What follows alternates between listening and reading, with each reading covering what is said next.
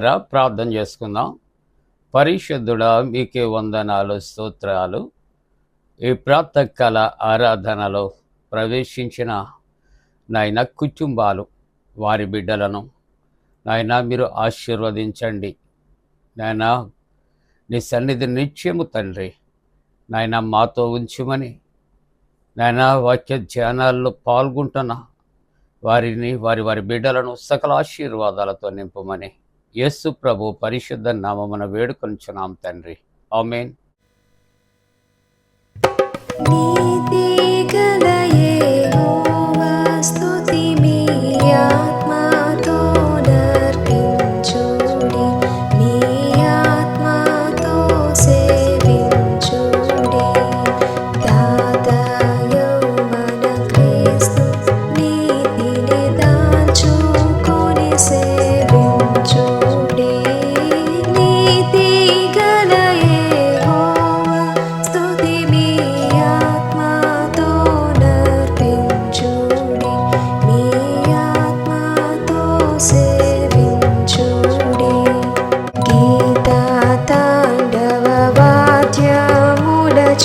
ప్రీతి పరచెడు సేవతో పాతకంబులు పరిహారించెడు దాతానే సేవించుడి.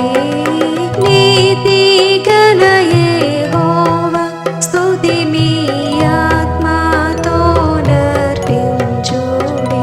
నీ ఆత్మతో సేవించుడి. పరమాదూతలు నరులు పుడమిని మొరలు బెట్టుచు దేవుని పరమోనందున్నటి యేసుని పాదములు సేవింతురు.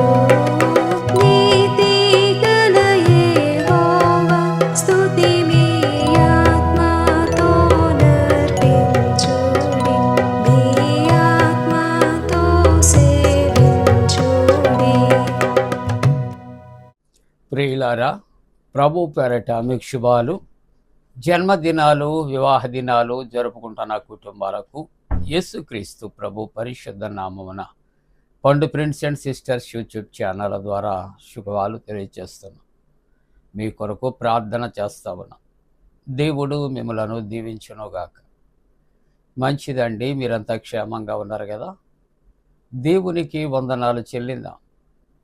ఈ ప్రాతకాల ఆరాధన కొరకు ఏర్పాటు చేయబడిన పరిశుద్ధ లేఖనాన్ని కలిసి చదువుకుందాం.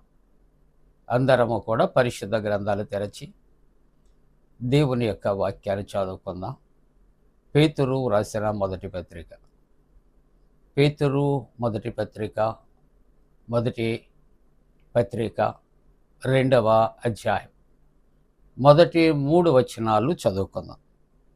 ప్రభువు దయాళుడని మీరు రుచి చూచి ఉన్న ఎడల సమస్తమైన దుష్టత్వమును, సమస్తమైనటువంటి కపటమును, వేశ్యధారణను, అసూయను, సమస్త దూషణ మాటలు మాని క్రొత్తగా జన్మించిన శిశువును పోలిన వారై నిర్మలమైనటువంటి వాక్యమును పాల వలన రక్షణ విషయములో ఎదుగు నిమిత్తము ఆ పాలను అపేక్షించుడి.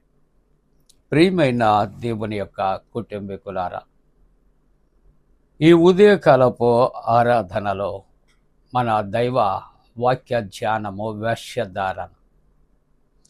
గడిచినటువంటి దినాలు దేవుని యొక్క వాక్యాన్ని మనం కలిసి ధ్యానం చేశాం. ఈ దినము దేవుని యొక్క వాక్యము వేశ్యధారణ.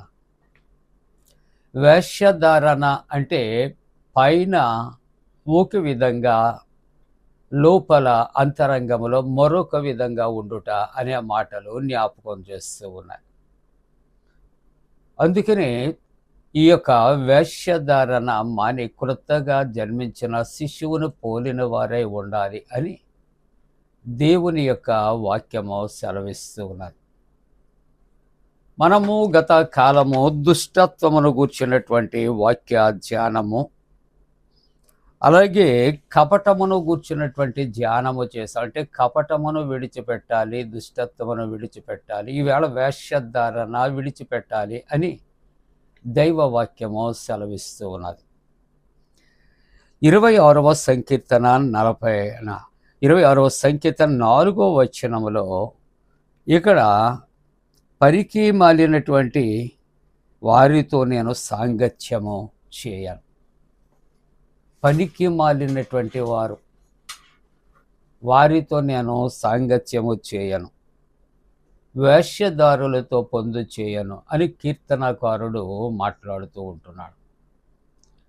మన జీవితాల్లో మనము ఎటువంటి వారితో సాంగత్యము చేయకూడదు. దేవుని యొక్క వాక్యం ఉంటుంది, ఒకటి పనికి మాలినటువంటి వారితో, వేశ్యదారులతో సాంగత్యము చేయకూడదు, పొందు చేయకూడదు. ఎందుకంటే అటువంటి వారితో కలిసి మనం ఒకవేళ ఉండవలసిన పరిస్థితులు ఉంటే లోకము మనలను కూడా వారిని ఏ విధంగా లోకం చూస్తుందో అలాగనే మంచి వారిని కూడా వారితో కలిసి ఉన్నప్పుడు వారిని కూడా అలాగే ట్రీట్ చేస్తూ ఉంటారు. మనకున్న నైతిక విలువలు కోల్పోతూ ఉంటాం. అందుకని కీర్తనకారుడు అంటాడు, అటువంటి వారితో నేను సాంగత్యము చేయను, పొందు చేయను అని దేవుని యొక్క వాక్యం. మత్తయి సువార్త 5వ అధ్యాయములో 7వ వచనములో దేవుని యొక్క వాక్యం అంటుంది, వేశ్యదారులారా. అంటే పైన ఒక విధంగా లోపల మరొక విధంగా ఉండి మాట్లాడేవారు, క్రియలు చేయవారిని దైవవాక్యం అంటుంది వేశ్యదారులు అంటూ ఉన్నది. దేవుని వాక్యం అంటుంది ఇక్కడ వేశ్యదారులారా అని 7వ వచనంలో ఆయన ప్రారంభించి 8వ వచనంలో దేవుని వాక్యం అంటుంది, ఈ ప్రజలు తమ పెదవులతో నన్ను గనపరుస్తారు. ఈ ప్రజలు తమ యొక్క పెదవులతో నన్ను గనపరుస్తారు, కానీ వారి హృదయము దూరముగా ఉన్నది. ఎలాగూ ఉండాలి? పెదవులు గనపరచాలి, హృదయము కూడా దేవునితో ఉండాలి. కానీ హృదయములో దేవుడు ఉండడు, దేవుని యొక్క మాటలు ఉండదు, దేవుడు అంటే భయభక్తులు ఉండదు. కానీ పైకి ఏం చేస్తారంటే భక్తి కలిగిన వారిగా నటిస్తూ ఎలాగుంటారంటే పెదవులతోటే గనపరుస్తారట. దేవుని యొక్క వాక్యాన్ని మనము మత్తయి సువార్తలో 23వ అధ్యాయములో 13వ వచనములో చూస్తూ ఉన్నప్పుడు అందుకని ప్రభు అంటాడు, అయ్యో వేశ్యదారులైనటువంటి శాస్త్రులారా, పరిచయులారా. మనం చదువుకున్నాం, శాస్త్రులు పరిచయుల జీవితం ఏ విధంగా ఉందంటే వేశ్యదారులు. అందుకనే ప్రభు అంటాడు, అయ్యో వేశ్యదారులైన శాస్త్రులారా, చెప్పండి, పరిచయులారా, మీరు మనుష్యులు ఎదుట పరలోకాన్ని మూసేస్తారు, పరలోక ద్వారాన్ని మూసేస్తారు. మీరు మీ యొక్క పరలోకములో మీరు ప్రవేశించారు, పరలోకములో ప్రవేశించే వారిని మీరు ప్రవేశింపనయ్యారు. ప్రజల ఎదుట భక్తి కలిగిన వారుగా ఉంటారు, కానీ దాని భక్తిని, దేవుని శక్తిని ఎరగనటువంటి వారుగా ఉంటారు. కాబట్టి మీరు దేవునికి ఇష్టలుగా జీవించారు కనుక మీరు పరలోకం వెళ్ళరు, పరలోక ద్వారాలు మూసేస్తారు, పరలోకంలోకి వెళ్ళే వారికి మీరు అడ్డు ఆటంకంగా ఉంటారు అని ప్రభు హెచ్చరిక చేస్తూ ముగింపుగా మత్తయి సువార్త 23వ అధ్యాయం 28వ వచనంలో, అలాగే మీరు వెలుపట మనుష్యులకు నీతిమంతులుగా కనబడుచున్నారు.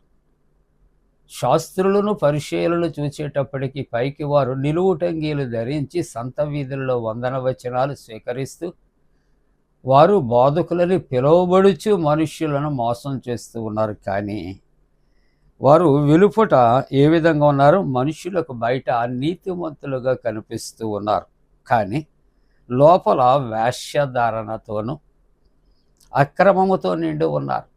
పైకి భక్తి కలిగిన వారిగా ఉన్నారు, అంతరంగములో కుయుక్తి కలిగి ఉన్నారు.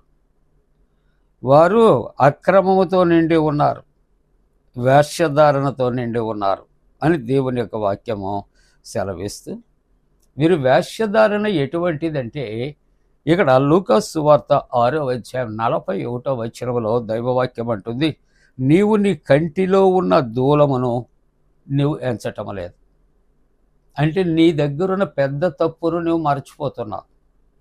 ఎదుటివాడి కంటిలో ఉన్న నలుసును నువ్వు ఎంచుతున్నావు. అంటే ఎదుటివాడు చేసే చిన్న తప్పునే నువ్వు ఎంచుతూ ఉన్నావు. కానీ ఎదుటివానిలో ఉన్నటువంటి చిన్న తప్పు అనే కంటిలో చిన్న నలుసును నువ్వు ఎత్తి చూపెట్టే కన్నా, నీ కంటిలో ఉన్న దూలము అనే పెద్ద పాపాన్ని తీసివేసి ఎదుటివాని కంటిలో ఉన్న చిన్న నలుసు వంటి పాపాన్ని చూపించు. మీరు అలాగూ కాకుండా మీ కంటిలో దూలాన్ని మీరు దాచుకుంటున్నారు, మర్చిపోతున్నారు. ఎదుటి వారిని మీరు ఏం చేస్తున్నారు? దూషిస్తూ ఉన్నారు అని దేవుని యొక్క వాక్యము సెలవిస్తూ, లూకాసు వార్త 6వ అధ్యాయం 42వ వచనంలో మొట్టమొదటగా నువ్వేం చేయాలంటున్నాడు? నీ కంటిలో ఉన్నటువంటి దూలాన్ని తీసివేయి.